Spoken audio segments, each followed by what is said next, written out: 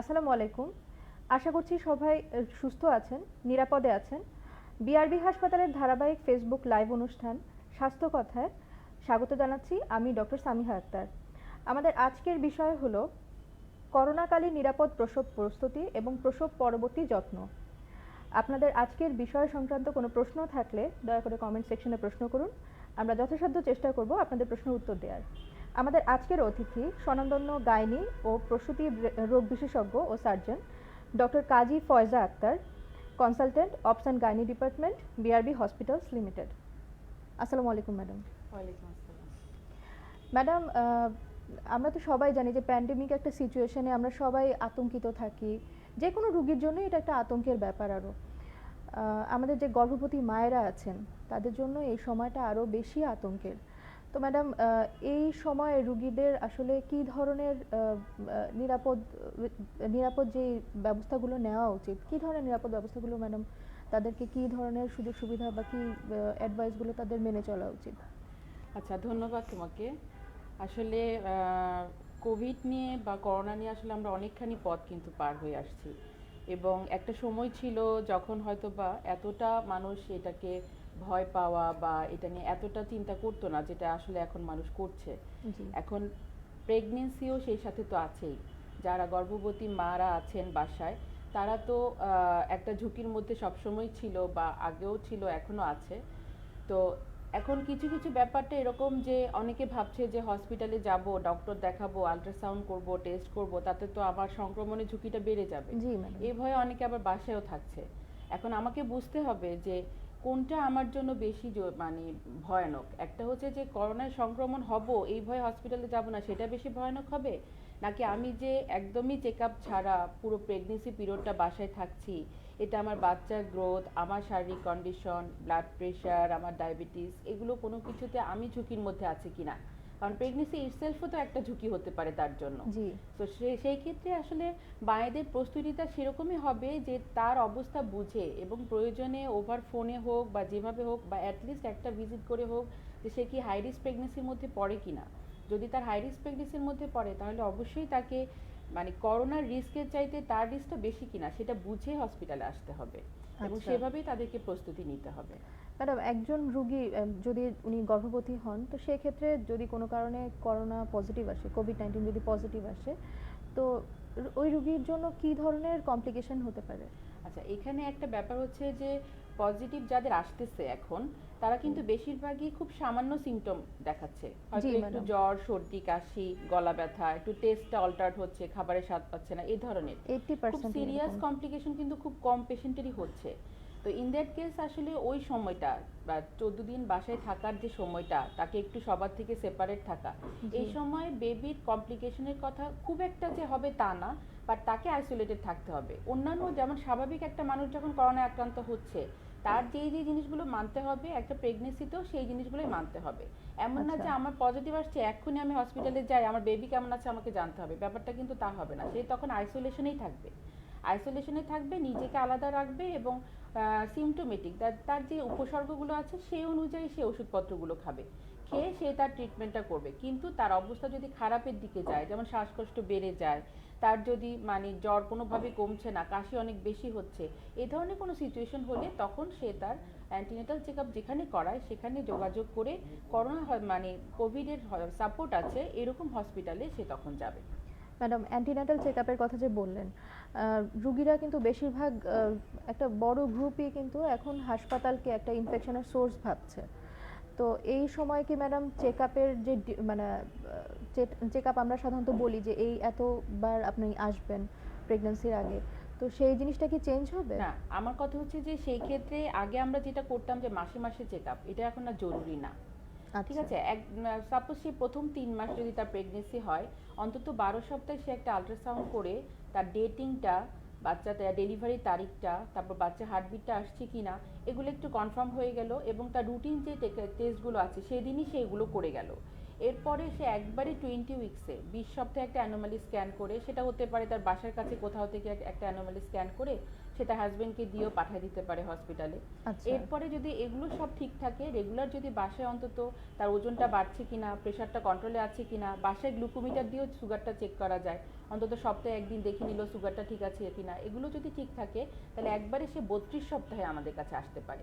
যে অন্তত একবার গিয়ে তখন বাচ্চার মুভমেন্ট, বাচ্চার হার্টবিট, বাচ্চার গ্রোথ এগুলো একবার অন্তত চেক আপে। তাহলে একবারে 12 সপ্তাহ, মাঝখানে 20 উইকসে হয়তো হাজব্যান্ডকে পাঠালো অ্যানোমালি স্ক্যান আলট্রাসাউন্ডটা সহ, আবার 32 সপ্তাহে সে আরেকবার আসতে পারে। 32 সপ্তাহ যদি সব কিছু ওকে থাকে, একবারে সে ডেলিভারি টাইমের জন্য প্ল্যান করতে পারে। তো সেই ক্ষেত্রে আসলে ভিজিটগুলো একদম মাসে মাসে প্রয়োজন নাই, এভাবে সে স্ক্যাপ করতে পারে চাইলেই। আচ্ছা ম্যাডাম, কোভিড পজিটিভ প্রেগন্যান্ট যারা আছেন তাদের ক্ষেত্রে আরেকটা প্রশ্ন খুব কমন ওনারা করে থাকেন যে যারা কোভিড পজিটিভ তাদের তো কিছু মেডিসিন এখন দেওয়া হচ্ছে, সরকারিভাবেও দেওয়া হচ্ছে, ম্যাডাম আমরাও প্র্যাকটিস করছি। তো এই ওষুধগুলো যেমন আইভারমেকটিন বা ডক্সিক্যাপ, এগুলো কি ম্যাডাম ওই প্রেগন্যান্সিতে কোনো নেগেটিভ ইফেক্ট ফেলছে কিনা? আচ্ছা, এখন বুঝতে হবে যে মানে কতটুকু জরুরি। অনেকে কিন্তু বাসায় অন্য কারো পজিটিভ হয়েছে, সেও একদম প্রিভেন্টিভ হিসেবে সব খেয়ে জি ফেলছে। ম্যাডাম। ব্যাপারটা কিন্তু মানে অপ্রয়োজনীয় ওষুধ খাওয়ার তো দরকার নাই। এখন তাকে কি করতে হবে, তার শরীরে ইমিউনিটিটা বাড়াতে হবে। সেক্ষেত্রে তাকে খাবার দাবার, ভিটামিন ডি, এগুলো আমরা কিন্তু প্রত্যেক মাকে calcium, vitamin D, iron supplement দিয়েই থাকি। সেখানে যে পরিমাণ ভিটামিন ডি আছে এটাই তার জন্য সাফিসিয়েন্ট। এছাড়া সে হয়তো বা একটু সকালবেলা 10টা-11টার দিকে কিছুক্ষণ রোদে বসতে পারে। আর খাবার দাবারের মধ্যে সে যদি সাফিসিয়েন্ট মাছ, মাংস, ডিম, দুধ, সবজি এগুলো খায়, তাহলে কিন্তু এমনিতেই তার ইমিউনিটি বেড়ে যাবে। মানে একদম আচ্ছা। রুটিনলি বাসায় অন্য কারো হয়েছে এখন আমাকে সব ওষুধ খেয়ে নিতে হবে, ব্যাপারটা এরকম করার আমার মনে হয় প্রয়োজন নাই। আর তারপরেও যদি তার কোনো সিমটম হয়, শ্বাসকষ্ট হয়, জ্বর হয়, কাশি হয়, সেটা অনুযায়ী সিমটম অনুযায়ী সে ট্রিটমেন্ট নিবে। আর ট্রিটমেন্টের ব্যাপারে হচ্ছে, হ্যাঁ, মায়ের যদি লাইফ থ্রেটেনিং হয়, মাকে দিতেই হচ্ছে মাকে বাঁচানোর জন্য, ইন দ্যাট কেস আমরা তখন হয়তো বা বাচ্চার কথা চিন্তা না করে মাকে সেভ করার জন্য হলেও কিছু মেডিসিন নেই। সেক্ষেত্রে ওটা বাচ্চা পরবর্তী দেখা যাবে মা যখন নেগেটিভ হবে, অথবা যদি সে থার্ড ট্রাইমিস্টার হয়, শেষ 3 মাসের হয়, তখন যে হসপিটালে সে অ্যাডমিট থাকবে সেখানে একটা আল্ট্রাসাউন্ড করে বাচ্চার কন্ডিশনটা দেখে নেবে। আচ্ছা ম্যাডাম, আমাদের একজন দর্শক কমেন্ট করেছিলেন যে পলাশ বড়ুয়া ওনার নাম। ম্যাডাম আসসালামু আলাইকুম, আমি পলাশ বড়ুয়া চট্টগ্রাম থেকে। আমার স্ত্রী বয়স 27 বছর, ওজন 41 কেজি। সে গত 3/4/2020 তারিখ থেকে সন্তান সম্ভবা। বর্তমানে করোনা মহামারীর কারণে কোনো গাইনি বিশেষজ্ঞ ডাক্তারের পরামর্শ নেওয়ার জন্য চেম্বারে যাওয়াটা নিরাপদ মনে করছি না, বা ডাক্তার দেখানোর সাহস পাচ্ছি না। তাই আপনার সাহায্য বা পরামর্শ আশা করছি। সে গর্ভবতী ৩য় মাস থেকে কি কি ধরনের ওষুধ খেতে হবে, ওষুধ খাবে, এবং তাকে কোনো টেস্ট বা পরীক্ষা করাতে হবে কিনা যদি বলেন তাহলে উপকৃত হতাম। আচ্ছা, এটা আসলে সবাই এখন মোটামুটি জানে। প্রথম 3 মাস আমরা সবাইকে ফলিক অ্যাসিড, ফলিসন নামে পাওয়া যায়, ফলিক জেড নামে পাওয়া যায়, ফলিক অ্যাসিড জাতীয় ওষুধ খেতে বলি প্রথম 3 মাস। আর টেস্টের মধ্যে অবশ্যই প্রথম 3 মাসের মধ্যে একটা আল্ট্রাসাউন্ড করতে হবে, কারণ অনেকেরই আসলে তারা যেই সময় মনে করে কনসিভ করেছে সেই সময় অ্যাকচুয়ালি কনসিভ হয় না। তখন দেখা যায় যে ডেলিভারি ডেটটা নিয়ে লাস্ট মোমেন্টে ডক্টরের কাছে আসলে খুব একটা কনফিউজিং হয়। আরেকটা খুব ইম্পর্টেন্ট ব্যাপার হচ্ছে যে বাচ্চার হার্টবিট আসছে কিনা এবং কনসিভটা জরায়ুতেই হয়েছে কিনা। খুব একটা অ্যালার্মিং বিষয় আছে যে অনেকের কিন্তু কনসিভ টিউবেও হয়। সেক্ষেত্রে প্রথম 3 মাসে একটা আল্ট্রাসাউন্ড মিনিমাম করতে হবে এবং ফলিক অ্যাসিড জাতীয় ওষুধ খেতে হবে। 3 মাস যখন শেষ হয়ে যাবে তখন থেকে সে যখন তার বমি ভাবগুলো কমে আসবে, সে যখন খাবারের রুচিগুলো আসতে ফিরে পাবে, তখন সে আয়রন, ক্যালসিয়াম এই ধরনের ওষুধগুলো খাবে। একটা করে ডেইলি আয়রন, একটা করে ক্যালসিয়াম খাবে। আর অবশ্যই সে তার রুটিন চেক আপগুলো, যেমন তার হিমোগ্লোবিনটা কেমন, তার ডায়াবেটিস আছে কিনা, থাইরয়েডের প্রবলেম আছে কিনা, ব্লাড গ্রুপটা কি, তার হেপাটাইটিস বি আছে কিনা, তার ইউরিনে কোনো ইনফেকশন আছে কিনা, এরকম কিছু রুটিন টেস্ট সে তার আশেপাশে যে কোনো একটা হসপিটাল থেকে করে নেবে। যদি সব রিপোর্টস ওকে থাকে তাহলে এই আয়রন আর ক্যালসিয়ামই সে টিল ডেলিভারি কন্টিনিউ করবে। ম্যাডাম, আরও একজন দর্শক কমেন্ট করেছেন যে ম্যাডাম আমার আলট্রাসোনোগ্রাফির মাধ্যমে জানতে পারলাম আমার প্রেগন্যান্সির 4 মাস চলছে, কতদিন পর আবার আলট্রাসোনোগ্রাফি করতে হবে? 4 মাসে আল্ট্রাসাউন্ডের জরুরি ছিল না, যাই হোক হয়তো বা মাত্রই জানার জন্য হয়তো বা করা হয়েছে। অ্যাকচুয়ালি আমরা বলি 20 থেকে 24 সপ্তাহে একটা ultrasonography for fetal anomaly scan, এই আল্ট্রাসাউন্ডটা করতে। এখানে এটা খুবই ইম্পর্টেন্ট, এই সময়টাতে বাচ্চার একদম হেড টু টো, মাথা থেকে পা পর্যন্ত এভরিথিং দেখে বলতে হয় যে বাচ্চা জন্মগতভাবে সব কিছু পারফেক্ট আছে। সো নেক্সট আল্ট্রাসাউন্ডটা আপনার ওই সময় করতে হবে। ম্যাডাম, আরও একজন দর্শক কমেন্ট করেছেন, I have done my anomaly scan on 20 weeks. Everything was normal. I am on calcium and iron supplement. I will do the next ultrasound on 32 weeks. In between that, I have done CBC, OGTT. Hemoglobin level last month was 9.1. Then I increased iron-rich food. This month's report hasn't come yet. Is that okay to stay home and not going to hospital for follow-up session? শুধু haemoglobin কমের জন্য হসপিটালে আসার দরকার নাই। Actually haemoglobin বাড়ে এই ধরনের খাবারগুলো যেহেতু আপনি শুরু করেছেন, তার পাশাপাশি আপনাকে আয়রনের যে ট্যাবলেটটা আপনি খাচ্ছেন, যে আয়রন ক্যাপসুলটা আপনি খাচ্ছেন, সেটাকে আপনাকে 3 বেলা করতে হবে। 3 বেলা আয়রন ক্যাপসুল এবং সাথে সাথে সাপ্লিমেন্টারি ফুড খেলে আপনার 1 মাস পরে হিমোগ্লোবিন রিচেক করলে এর মধ্যে একটা চেঞ্জ পাবেন। যদি তারপরেও না আসে তাহলে কিছু ব্লাড টেস্ট করে জানতে হবে যে এই হিমোগ্লোবিন না বাড়ার পিছনে আরও অনেক কিছু কারণ থাকে, সেগুলো কিছু আছে কিনা। যদি এরকম কিছু থাকে তাহলে কখনো কখনো আমরা আয়রন ইনজেকশন, কখনো কখনো সেটাও যদি রুগীর জন্য ক্ষতিকর হয় তাহলে ব্লাড দিয়ে হলেও হিমোগ্লোবিন বাড়াতে হবে। আইডিয়ালি একটা প্রেগনেন্সিতে 12 থেকে 13 হিমোগ্লোবিন থাকলে সে নর্মাল ডেলিভারি হোক কিংবা সিজারিয়ান সেকশন হোক, যেভাবেই ডেলিভারি করাক না কেন তার জন্য ফিট হবে। বাট তার নিচে যদি হিমোগ্লোবিন হয়, 10-এর নিচে হিমোগ্লোবিন হলে সে কিন্তু ফিট না। ম্যাডাম, আপনার একজন রেগুলার পেশেন্ট কমেন্ট করেছেন, সাবিকুন নাহার নাম। উনি বলেছেন যে ম্যাম, আমি আপনার কাছে 21 উইকসে এসেছিলাম, এখন আমার 31+ উইকস। এখন ম্যাম আমি কি আপনার কাছে আসবো? 31, 32-তে আসবে। 32-তে তুমি একটা fetal growth profile with Doppler এই স্ক্যানটা করে আসবে। অ্যাকচুয়ালি 32 সপ্তাহে একটা বেবির ওয়েট গেইন হওয়া উচিত 1600 থেকে 1800 গ্রাম। তোমার বেবির ওয়েট গেইন ঠিক আছে কিনা, ফ্লুইড লেভেলটা ঠিক আছে কিনা, এগুলো আমাকে দেখতে হবে। আর একই সাথে যদি আগে তোমার হিমোগ্লোবিন রিচেক করা না থাকে গত 2 মাসের মধ্যে, তাহলে হিমোগ্লোবিনটা রিচেক করতে হবে, সুগারটা রিচেক করতে হবে। ব্লাড সুগারটা খালি পেটে এবং 75 গ্রাম গ্লুকোজ খাওয়ার 2 ঘন্টা পরে সুগার রিচেক করতে হবে। এগুলো করে একবার তোমাকে আসতে হবে, এসে নেক্সট তুমি ডেলিভারি প্ল্যান করে একবারে চলে যাবে। ম্যাডাম, মোড অফ ডেলিভারি নিয়ে একজন দর্শক কমেন্ট করেছেন। আসসালামু আলাইকুম ম্যাম, আমার 7 মাস রানিং, নর্মাল ডেলিভারির জন্য কী ধরনের লাইফস্টাইল মেনটেন করতে হবে? আচ্ছা, এটা একদম কমন একটা কোশ্চেন যে কী ধরনের লাইফস্টাইল। নর্মাল ডেলিভারির জন্য না, অ্যাকচুয়ালি একটা সুস্থ মা এবং একটা সুস্থ বাচ্চা জন্ম দিতে হলে অবশ্যই একটা আইডিয়াল লাইফস্টাইল সবাইকে মেনটেন করতে হবে। সেটা কি? সেটা হচ্ছে একদম ঠিক সময়ে খাওয়া দাওয়া করা, যেটা আমি প্রতিটা পেশেন্টকে বলি, যেটা আমাদের এখনকার মেয়েদের মধ্যে একদমই নাই। তারা সারা রাত মোবাইল নিয়ে বিজি থাকে, সকালবেলা 10টা-11টায় ঘুম থেকে উঠে যখন ইচ্ছা নাস্তা খায়। এই জিনিসগুলো করা যাবে না। খাবারটা একদম টাইমলি খেতে হবে এবং খাবারের যে হ্যাবিট, ফুড হ্যাবিটটা, সেটা অবশ্যই হতে হবে একটা আদর্শ খাবার। আদর্শ খাবারটা কি? যেমন মাছ, মাংস, ডিম, দুধ পর্যাপ্ত পরিমাণে, একটা অন্তত সারাদিনে ডিম অন্তত একটা থাকতে হবে, 1 গ্লাস দুধ থাকতে হবে। বেশিরভাগ মেয়ে এই ধরনের খাবার খেতে পছন্দ করে না। ওই ফুড পান্ডা বা ইয়েতে উবারে অর্ডার করে তখন তারা ফাস্ট ফুড এটা সেটা এগুলো খেতে থাকে। বাট এগুলো একদমই টোটালি অ্যাভয়েড করবে। আর যেটা হচ্ছে এক্সারসাইজ বা হাঁটা চলা, এটা মাস্ট করতে হবে। আমাদের মেয়েরা এই যে প্রেগনেন্সি মনে করে আমি অসুস্থ, এবং এই যে তারা বিছানায় শুয়ে পড়ে, তারা আর হাঁটা চলা, ঘরের মধ্যে কোনো কাজ করবে না, হাঁটবে না, কিছুই করবে না, সারাদিনই রুমের ভিতরে শুয়ে থাকবে। তো এই জিনিসগুলো করা যাবে না। যেটা করতে হবে যে আমার বাইরে হয়তো হাঁটার জায়গা নেই বা প্রয়োজনও নাই, আমি ঘরের ভিতরে হাঁটি, 10 মিনিট করে করে হাঁটি, এভাবে অন্তত দিনে 1 ঘন্টা হাঁটি, অথবা আমাদের ছাদে বারান্দা জায়গা থাকে সেখানে হাঁটি। আরেকটা হচ্ছে যে এক্সারসাইজ মধ্যে কি? এক্সারসাইজের মধ্যে হচ্ছে যে আমরা নর্মালি কিছু প্রেগনেন্সি যোগা, প্রেগনেন্সি অ্যারোবিক্স, এগুলো কিন্তু অনলাইনে এখন ইউটিউবে সার্চ করলে পাওয়া যায়। তো ফরেনাররা তো আসলে অনেক ভিগরাস এক্সারসাইজ করে, যেটা আমাদের দেশে মেয়েরা হয়তো পারে না। বাট ওখান থেকে যেগুলো সিম্পল কয়েকটা এক্সারসাইজ আছে, চাইলে এগুলো করতে পারে। এতে ব্যাক পেইন হয় না।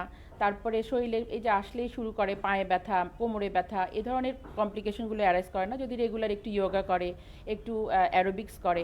আরেকটা হচ্ছে যে প্রিন্যাটাল এক্সারসাইজ, যেটা আমার এখানে আসলে আমরা সাধারণত আমাদের বিআরবি হসপিটালে আমরা ব্যবস্থা রেখেছি, এটা আমরা 37 উইকস থেকে শিখিয়ে দিই।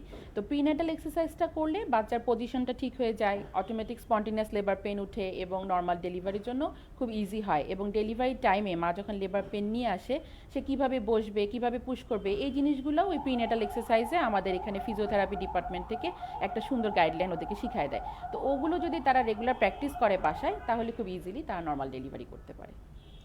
ম্যাডাম, মোড অফ ডেলিভারি নিয়ে একটা কমন প্রশ্ন আছে যে এখন যেহেতু একটা মানে প্যান্ডেমিক সিচুয়েশনে নর্মাল ডেলিভারি বেশি সেফ নাকি সিজারিয়ান সেকশন বেশি সেফ?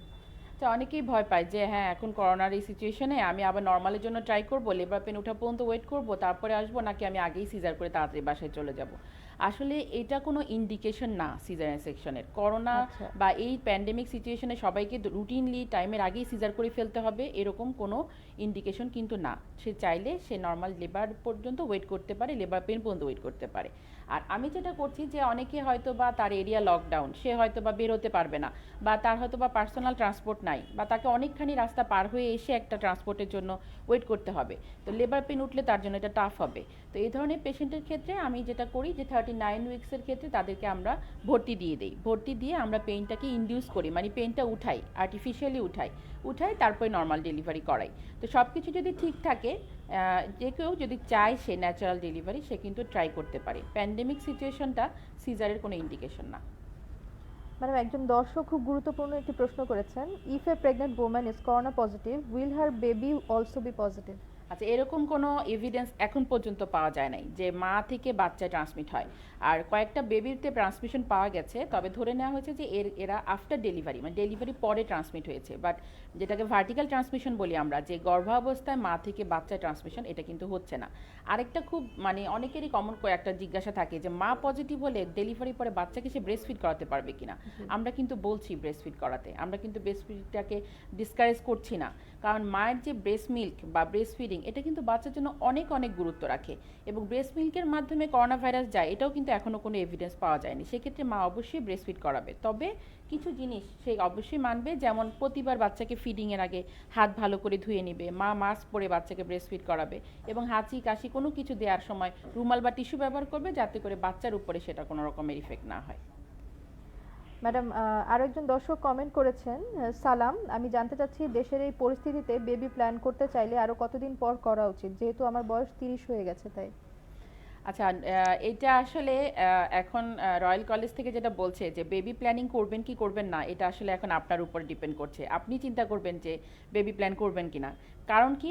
কারণ হচ্ছে এই করোনা ভাইরাস বেবির জন্মগত বিভিন্ন ধরনের ত্রুটি তৈরি করতে পারে। আমরা হয়তো বা করোনা ভাইরাস নিয়ে এর আগে কাজ করি নাই, কিন্তু আমরা তো অনেক ভাইরাল ইনফেকশন নিয়ে প্রেগনেন্সিতে কাজ করেছি, এবং দেখেছি যে ভাইরাল ইনফেকশন হলে প্রেগনেন্সিতে প্রথম 3 মাসে বাচ্চার বিভিন্ন রকম জন্মগত সমস্যা দেখা দেয়। তাহলে এইটা একটা ব্যাপার হতে পারে যে করোনার সময় নতুন করে যারা কনসিভ করছে তাদের বাচ্চার এ ধরনের একটা রিস্ক কিন্তু থেকে যায়। আর 2, আপনাকে তখন কিন্তু অবশ্যই ডাক্তারের কাছে বা হসপিটালে বা ইনভেস্টিগেশনের জন্য টেস্টের জন্য দৌড়াতে হবে বিভিন্ন জায়গায়। তখন কিন্তু আপনি আর বাসায় এখন যেরকম আইসোলেশনে আছেন সেটা কিন্তু থাকতে পারছেন না। তার মানে আপনার এক্সপোজারের ইয়েটা কিন্তু বেড়ে যাচ্ছে, যাতে চান্স অফ ইনফেকশন কিন্তু বেড়ে যাচ্ছে। কাজে যদি এইরকম ব্যাপারটা হয় যে হ্যাঁ আমি এই মুহূর্তে প্রেগনেন্সি আমি আর একটু ওয়েট করি, তাহলে আমার মনে ওয়েট করাই ভালো। আর বয়স 30 হয়ে যাচ্ছে, আসলে করোনা এই প্যান্ডেমিক তো খুব বেশি দিন হয়নি, তার আগেও আপনি ট্রাই করতে পারতেন। আরেকটা ব্যাপার হচ্ছে যে এই মুহূর্তে যেহেতু করেনি নেই, অন্তত 3 মাস 6 মাস ওয়েট করি, একটু দেখি সিচুয়েশনটা কীরকম হয়, তারপরে আমরা প্ল্যান করি। আচ্ছা ম্যাডাম, টিটি ভ্যাকসিন কোথায় নেওয়া হবে এবং কখন নেওয়া হবে, এগুলো নিয়ে বেশ কয়েকটা প্রশ্ন এসেছে। টিটেনাসের ভ্যাকসিনটা আসলে আমাদের এখানে আছে, আমাদের লেভেল 3-তে ভ্যাকসিনের ব্যবস্থা আছে। আরেকটা হচ্ছে যে কেউ যে কোনো জায়গায় টিটেনাসের ভ্যাকসিন দিতে পারে। অ্যাকচুয়ালি এটা গভর্নমেন্টভাবে একটা ভ্যাকসিন, এটা সব জায়গায় দেওয়া হয়। বাসার কাছে, আপনার বাসার কাছেই দেখবেন যে টিকাদান কেন্দ্র থাকে, লেখা থাকে আপনার শিশুকে টিকা দিন, একটা চিহ্ন, হলুদ রঙের একটা চিহ্ন থাকে। যেই জায়গাগুলোতে এই ধরনের চিহ্ন আছে সবখানেই আপনি টিটেনাসের ভ্যাকসিনটা দিতে পারবেন। আর এটা এমন একটা ভ্যাকসিন, এটা আসলে গভর্নমেন্টভাবেই আসে, এমন না যে একটা বড় হসপিটালে গিয়ে দিলাম ভ্যাকসিনের কোয়ালিটি হয়তো বা ভালো হবে, অ্যাকচুয়ালি তা না, সবখানে একই ভ্যাকসিন। সো আপনি চাইলে বাসার কাছে যে কোনো জায়গায় টিটেনাসের ভ্যাকসিন দিতে পারেন। ম্যাডাম, খুব কমন আরেকটি প্রশ্ন এসছে যে সিজারিয়ান সেকশনের পরে কি নর্মাল ডেলিভারি করা সম্ভব কিনা। সিজারিয়ান সেকশনের পর নর্মাল ডেলিভারি সম্ভব না এরকম কোনো কথা নাই, আমরা একটা সিজারের পরে নর্মাল ডেলিভারি অ্যালাউ করি। এখন সেই ক্ষেত্রে অনেক অনেক ব্যাপার আছে, আগে সিজার কেন হয়েছিল সেটা জানতে হবে, এই 2 বাচ্চার মধ্যে তার গ্যাপ কতদিন সেটা জানতে হবে, একদম লাস্ট মোমেন্টে এই বাচ্চাটা পজিশন ঠিকমতো নিচ্ছে কিনা, তার আগে সেলাইয়ের স্কার্টটা কেমন আছে, এই সব কিছু, এবং মায়ের পেইন উঠা, তারপরে প্রোগ্রেস হওয়া, এভরিথিং চিন্তা করে তখন ডিসিশন নিতে হবে। আপনাকে জানতে হবে যে এখানে আমার রিস্ক কী। একটা প্রথম প্রেগনেন্সি, যার প্রথম মা হচ্ছে, তাকে আমি 12 ঘন্টা 14 ঘন্টা 20 ঘন্টা ওয়েট করতে পারবো লেবার পেন নিয়ে, যে দেখি না নর্মাল হয় কিনা। কিন্তু যার আগের একটা সিজার আছে, তার কিন্তু অলরেডি জরায়ুতে একটা কাটা বা যেটাকে আমরা বলি অপারেশন করা আছে। সো এর রিস্ক একটাই, সেটা হচ্ছে যে আমি যদি তাকে অনেক বেশি কন্ট্রাকশন বা অনেক বেশি পেইনের মধ্যে রাখি এবং যদি তার স্কার্টটা উইক হয়, সেলাইটা যদি দুর্বল হয়, তাহলে কিন্তু ফেটে যাওয়ার একটা চান্স থাকে। সেটা কিন্তু লাইফ থ্রেটেনিং হয় মা এবং বাচ্চার জন্য। তাহলে সেই ক্ষেত্রে আমাদেরকে সাবধানতার সাথে আগাতে হবে এবং যার সব ধরনের রিস্ক ফ্রি থাকবে শুধুমাত্র সেই নর্মাল ডেলিভারি করতে পারবে। ম্যাডাম, আরও একজন দর্শক কমেন্ট করেছেন যে 35 উইকস চলছে, বয়স 19, বেবি মুভমেন্ট লং টাইম বুঝতে পারি না, ডক্টর বলেছে যে হার্টবিট ঠিক আছে, এই সিচুয়েশনে কি করব? বাচ্চার মুভমেন্টটা আসলে এটা তো আসলে এক একটা পার্সন টু পার্সন ভ্যারি করে। কেউ কেউ একটু বাল্কি শরীর হলে অনেক সময় কিন্তু মুভমেন্টটা ওভাবে বুঝে না। তো বেবির মুভমেন্ট কাউন্টিংয়ের ব্যাপারে আমি যেটা বলি খুব সহজ, সেটা হচ্ছে যে 3 বেলা খাওয়ার পর, সকালের নাস্তা, দুপুরে খাবার, রাতের খাবার, 3 বেলা খাওয়ার পর যে কোনো একদিক, রাইট অথবা লেফট, যেটা তার জন্য কমফোর্টেবল হয়। অনেকে বলে বাম দিকেই কাত হয়ে শুয়ে থাকতে হবে, না, ডান অথবা বাম যেদিকে আপনার জন্য কমফোর্টেবল হয় একদিকে কাত হয়ে শুয়ে থাকতে হবে এবং প্রতিবেলা খাওয়ার পর আধা ঘন্টা বেবির মুভমেন্টটা কাউন্ট করতে হবে। আধা ঘন্টায় যদি বেবি 3 বার মুভ করে তাহলে কিন্তু 3 বেলা খাওয়ার পরে 9 বার হয়ে গেল। বাস এরপরে সারাদিনে আদার্স কাজটা যে ব্যস্ত থাকলে হয়তো মুভমেন্ট খেয়াল করেনি, কিন্তু দিনে যদি এভাবে সে কাউন্ট করে 3 বার করে 9 বার, তাহলে কিন্তু মুভমেন্ট ওকে। আর যদি অনেকে আছে যাদের পারসেপশনটা এরকম, সে ওরকম ভালো বুঝে না, সেক্ষেত্রে আসলে তাকে ফলো আপ করা ছাড়া আর কোনো উপায় নাই। আমাদের কাছে সিটিজি আছে, সিটিজি একটা ট্রেসিং দেখলে আমরা বুঝি বাচ্চার মুভমেন্ট, বাচ্চার হার্টবিট। আর একটা হচ্ছে আলট্রাসাউন্ডে যদি ফ্লুইড লেভেল ভালো থাকে, বাচ্চার যদি বায়োফিজিক্যাল প্রোফাইল স্কোর ভালো থাকে, তাহলে আর ওটা নিয়ে ভয় পাওয়ার কিছু নেই। আরেকজন দর্শক কমেন্ট করেছেন যে মিসক্যারেজের কতদিন পরে বেবির জন্য আবার ট্রাই করা যাবে? মিসক্যারেজের পরে অ্যাকচুয়ালি গ্যাপ দিতে হবে এমন কোনো কথা নাই, কিন্তু আমি যেটা মানে সবাইকে অ্যাডভাইস করি, একবার মিসক্যারেজ হলো বা দুবার মিসক্যারেজ হলো আবার প্রেগনেন্সি নিয়ে আমার কাছে চলে আসলো না। মিসক্যারেজটা কেন হলো সেটা আগে জানি। আমার কি থাইরয়েড আনকন্ট্রোল ছিল, আমার কি ডায়াবেটিস আনকন্ট্রোল ছিল, আমার কি অন্য কোনো প্রবলেম ছিল যেটার কারণে বেবিটা হার্টবিট আসেনি বা এই বেবিটা স্পন্টেনিয়াসলি মিসক্যারেজ হয়ে গেছে, সেটা আগে জানি, সেটার আগে ট্রিটমেন্ট করি, দেন আমি একটা প্ল্যান প্রেগনেন্সি করি। তারপরে যদি প্রেগনেন্সি হয় রেগুলার ডাক্তারের কাছে যাই, যাতে অন্তত এবারও সেম ঘটনাটা না ঘটে। ম্যাডাম, আরও একজন দর্শক কমেন্ট করেছেন যে এন্ডোমেট্রিওসিস, পলিসিস্টিক ওভারিয়ান সিনড্রোম এবং ফাইব্রয়েড নিয়ে কি নর্মাল ডেলিভারি পসিবল কিনা? এগুলো তো প্রেগনেন্সিতে তো আর থাকে না। এন্ডোমেট্রিওসিস, পিসিও তো আর প্রেগনেন্সিতে থাকে না। প্রেগনেন্সি হয়ে যাওয়া মানে তো সেগুলো শেষ। আরেকটা হচ্ছে ফাইব্রয়েড। ফাইব্রয়েড হচ্ছে এক ধরনের টিউমার। এখন ডিপেন্ড করছে যে ফাইব্রয়েডটা কোন জায়গায়। একটা হচ্ছে যে আমার যেটা বার্থ স্পেস, যেদিক দিয়ে বেবিটা ডেলিভারি হবে, সেই জায়গায় যদি ফাইব্রয়েডটা থাকে এবং স্পেসটা নষ্ট করে, যে ওই জায়গাটায় ফাইব্রয়েডই হাফ স্পেস নিয়ে নিল, বেবি নামার কোনো স্পেস নাই, তাহলে তো নর্মাল ডেলিভারি পসিবল না। বাট ফাইব্রয়েড যদি উপরে থাকে, যেটা বেবির বার্থ ক্যানেল বা বার্থ স্পেসকে কোনো রকম ইফেক্ট করতে পারবে না, তাহলে কিন্তু ফাইব্রয়েড নিয়েও অনেক অনেক নর্মাল ডেলিভারি হয়েছে। এটা নর্মাল ডেলিভারি হবেই না এমন কোনো কথা নেই। ম্যাডাম, একজন রেগুলার দর্শক কমেন্ট, আপনার একজন রেগুলার পেশেন্ট কমেন্ট করেছেন যে আসসালামু আলাইকুম ম্যাম, আমি আপনার রেগুলার পেশেন্ট, 22 উইকস প্রেগন্যান্সি, গতকাল ওয়াশরুম থেকে আসার কিছুক্ষণ পর ওয়াটার বের হয়েছে, মাঝে মাঝে অল্প ডিসচার্জ হয়, আমি কি এই অবস্থায় আপনার কাছে আসবো? আচ্ছা, প্রথম কথা হচ্ছে যে এই সময় ওয়াটার ব্রেক হওয়ার কথা না। এখন জানতে হবে আসলে এটা কি। প্রেগনেন্সিতে কিন্তু ভ্যাজানাল ডিসচার্জও হয় এবং সেটা কিন্তু নর্মাল মেয়েদের চাইতে একটু বেশিই হয়। তো যদি এটা ভ্যাজানাল ডিসচার্জ হয় তাহলে ভয়ের কিছু নাই। আর এই দুটোর মধ্যে মানে বুঝবে কিভাবে, সেটা হলো যে একটা আল্ট্রাসাউন্ড করে দেখতে পারে যে বাচ্চার ফ্লুইড লেভেলটা কমে গেছে কিনা। আর যদি মনে করে যে রিপিটেড টাইম এরকম দেখছে, তাহলে হসপিটালে আসতে পারে। আর খুব কমন একটা কারণে এরকম ডিসচার্জ হয়, সেটা হচ্ছে যে ফাঙ্গাল ইনফেকশন। সেক্ষেত্রে আমরা অ্যান্টিফাঙ্গাল কিছু ওষুধ দিলে অনেকেই সেরে যায়। ম্যাডাম, আরও একজন কমেন্ট করেছেন যে ম্যাম, আমার 1 মান্থ হয়েছে ডেলিভারির, আর আমার অনেক পেইন প্লাস ভারী লাগে জরায়ুতে, আমার কি জরায়ু নিচে নেমে গেছে কিনা? নর্মাল ডেলিভারি হয়েছে এটা বলেনি ম্যাডাম। মনে হয়, তা নাহলে জরায়ু নিচে নেমে যাওয়া নিয়ে তো চিন্তা হওয়ার কথা না। যাই হোক, যদি এরকম হয় তাহলে আমরা যেটা করি, মানে আমাদের এই হসপিটালে যেটা আমরা ব্যবস্থা রেখেছি, 45 ডেজে আমরা একটা পোস্টনাটাল এক্সারসাইজ শিখাই দেই। কিগেলস এক্সারসাইজ থেকে শুরু করে আরও কিছু এক্সারসাইজ শিখাই দেয়, যেগুলো জরায়ুকে এবং তার যে পেলভিস এরিয়াটা, পেলভিসটাকে বা পেরিনিয়াম এরিয়াগুলোকে আবার আগের মতো সব কিছু যাতে আগের মতো টাইটনেস ফেরত আসে এবং আগের মতো পরিস্থিতি ফেরত যায়, এই জন্য আমরা এখানে কিছু এক্সারসাইজ শিখাই 45 ডেজে। আমাদের ফিজিওথেরাপি ডিপার্টমেন্টের ব্যবস্থা আছে। তো সেই এক্সারসাইজগুলো বা অনলাইনে বা ইউটিউবেও সার্চ দিলেও পাবে, পোস্টনাটাল এক্সারসাইজ নামে পাওয়া যায়। তো ওগুলো যদি একটু করে তাহলে আমার মনে হয় তার এই ফিলিংসটা চলে যাবে। আরেকজন দর্শক কমেন্ট করেছেন ম্যাডাম, ম্যাম আমার 18 উইকস রানিং, আল্ট্রাসাউন্ডে placenta is close to os আছে, এখন আমার কিভাবে চলা উচিত? আচ্ছা, এখন বর্তমানে 18 উইকসে যেটা করতে হবে সেটা হচ্ছে, যেহেতু প্লাসেন্টা একটু নিচে, চান্স অফ ব্লিডিং আছে, সো তাকে একটু সাবধানে থাকতে হবে, ভারী কাজ করা যাবে না। আর আরেকটা ব্যাপার হচ্ছে যে কোনো রকম ফিজিক্যাল ইন্টারকোর্সে এখন যাওয়া যাবে না, কোনো রকম মেলামেশা করা যাবে না।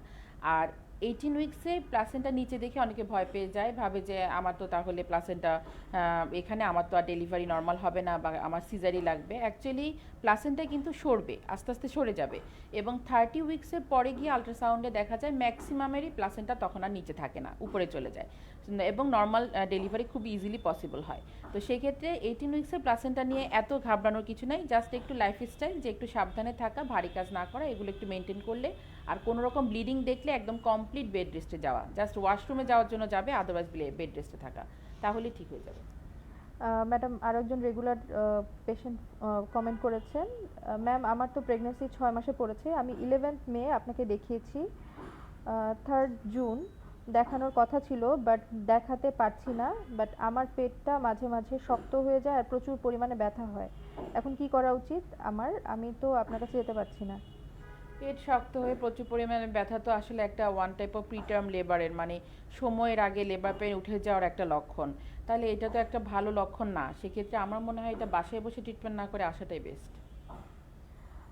আরও একজন দর্শক কমেন্ট করেছেন, আসসালামু আলাইকুম ম্যাম, করোনার কারণে বেশি গ্যাপে ডাক্তার দেখাই, আমার বাবু নড়াচড়া ভালো, ব্রিজ পজিশন, নর্মাল ডেলিভারির জন্য এখন আমার করণীয় কি? ব্রিজ পজিশন সেটা কবে সেটা জানতে হবে। 37 সপ্তাহ পর্যন্ত কিন্তু বাচ্চা পজিশন চেঞ্জ করে, এবং 37-এর পরে গিয়ে সে আর চেঞ্জ করে না। যদি 37 সপ্তাহ পার হয়ে যাওয়ার পরেও বাচ্চা ব্রিজ পজিশন থাকে, তাহলে আমাকে চিন্তা করতে হবে যে আমি এখন নর্মাল করব কি করব না। ওনার ম্যাডাম এখন হচ্ছে 32 সপ্তাহ 3 দিন।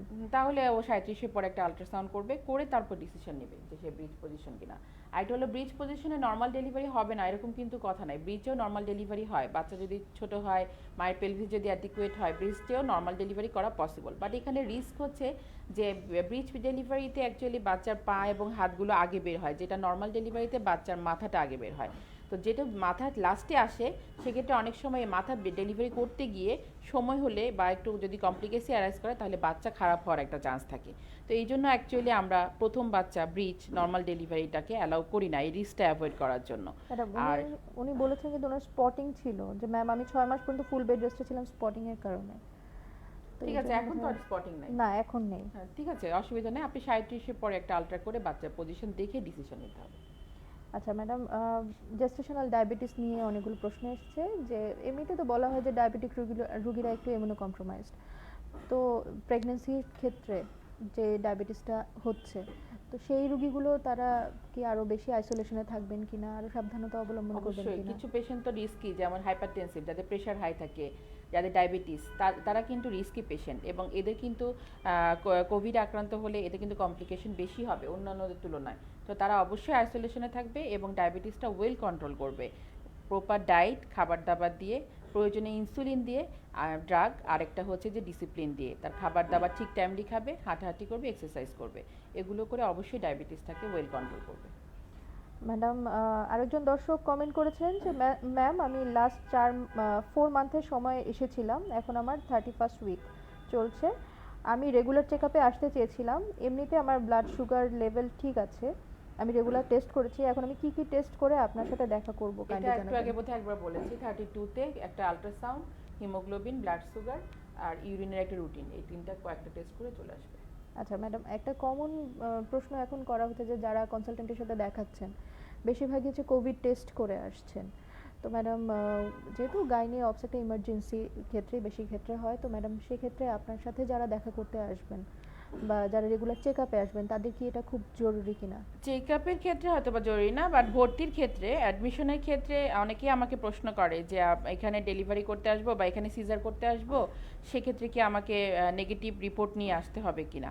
অ্যাকচুয়ালি আইডিয়াল হচ্ছে যে একটা যদি রুটিন সিজার হয় যে অমুক দিন ভর্তি হবে সিজারের জন্য, অথবা হচ্ছে যে রুটিন ইন্ডাকশন হয় যে অমুক দিন ভর্তি হবে, আমরা পেইন উঠাবো, মানে ইমার্জেন্সি না হয়, সেক্ষেত্রে পেশেন্টকে 24 আওয়ার্স আগে অ্যাডমিশন দেয়া এবং তাকে আইসোলেটেড রাখা এবং তার কোভিড টেস্ট পাঠানো, টেস্ট যদি নেগেটিভ হয় তাহলে তাকে সিজারিয়ান সেকশনে যাওয়া অথবা ইন্ডাকশনে যাওয়া, এবং টেস্টের রিপোর্ট আসা পর্যন্ত তাকে হসপিটালে আইসোলেশনে রাখা, এটা আইডিয়াল। কিন্তু আমরা সবসময় যে তা পাচ্ছি তা কিন্তু না। আমরা কিন্তু অনেক ক্ষেত্রেই রিপোর্ট ছাড়াই পেশেন্ট অ্যাডমিশন দিতে বাধ্য হচ্ছি, ইনডিউসও করছি, সিজারও করছি, সবই করছি। আচ্ছা ম্যাডাম, একজন দর্শক কমেন্ট করছেন যে ম্যাডাম কি করোনার মধ্যে পেইনলেস ডেলিভারি সম্ভব কিনা?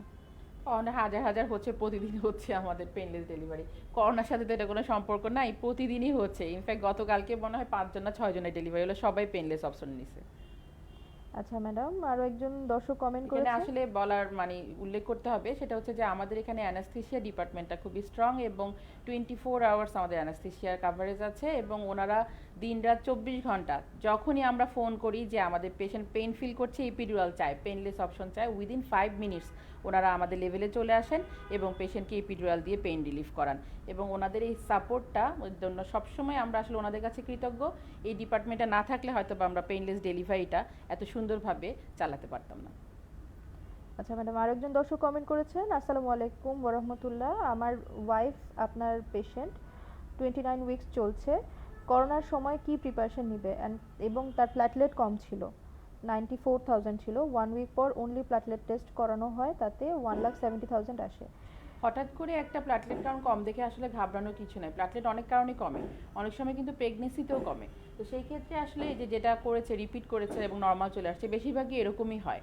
আর করোনার সিচুয়েশনে তো আলাদা কোনো প্রিপারেশন নাই, ওই যেগুলো এতক্ষণ বললাম যে জি ম্যাডাম। রুটিন চেক আপটা ওভাবে মাসে মাসে না করে যেগুলো একটু স্ক্যাপ করা যায় ওভাবে করতে হবে। আর একটা হচ্ছে যে কি বলে যে যেই সময়গুলোতে আমি বললাম যে আসতেই হবে, যেমন অন্তত প্রথম 3 মাসে একবার, 32 সপ্তাহে একবার, আর ডেলিভারি প্ল্যানের জন্য 36-এ একবার, এগুলোতে তো অন্তত একবার করে আসতেই হবে। 30 উইকস প্রেগন্যান্ট একজন দর্শক কমেন্ট করেছেন যে আমি আপনার একজন রেগুলার পেশেন্ট, বাট ঢাকার বাইরে থাকার জন্য আপনাকে 15 উইকসের পর আর দেখাতে পারিনি।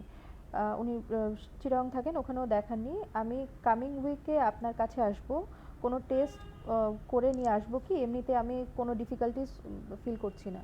আচ্ছা, আগে আসুক, আসার পরে ওই দিনই আমাদের এই হসপিটালে সব টেস্ট হয়, একবারে টেস্ট করে যেতে পারবে, ওটার জন্য আবার দ্বিতীয়বার বাসা থেকে বের হওয়ার দরকার নেই।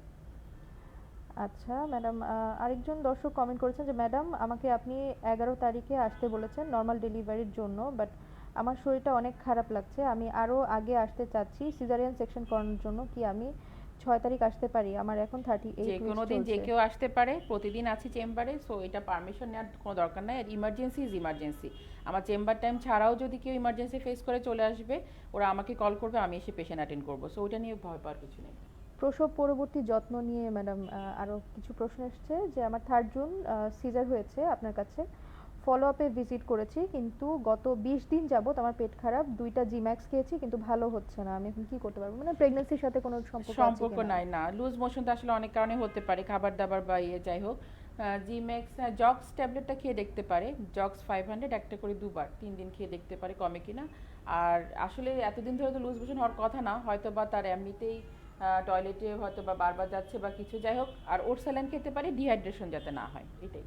আচ্ছা ম্যাডাম, আরেকজন দর্শক কমেন্ট করেছেন যে আমার 17 তারিখে সিজারিয়ান সেকশন হয়েছে, এখন সেলাইয়ের একদম লেফট সাইডে পেইন হয়, এটা কি এটা নর্মাল? কমন সমস্যা, অনেকেই ওই উঠা নামার সময় একটা টান ফিল করে, এটা চলে যাবে, এটা হয়তো বা 2-3 মাসের মধ্যে চলে যাবে। খুব বেশি পেইনফুল হলে একটু হট কম্প্রেশন নিতে পারে, গরম শেক নিতে পারে।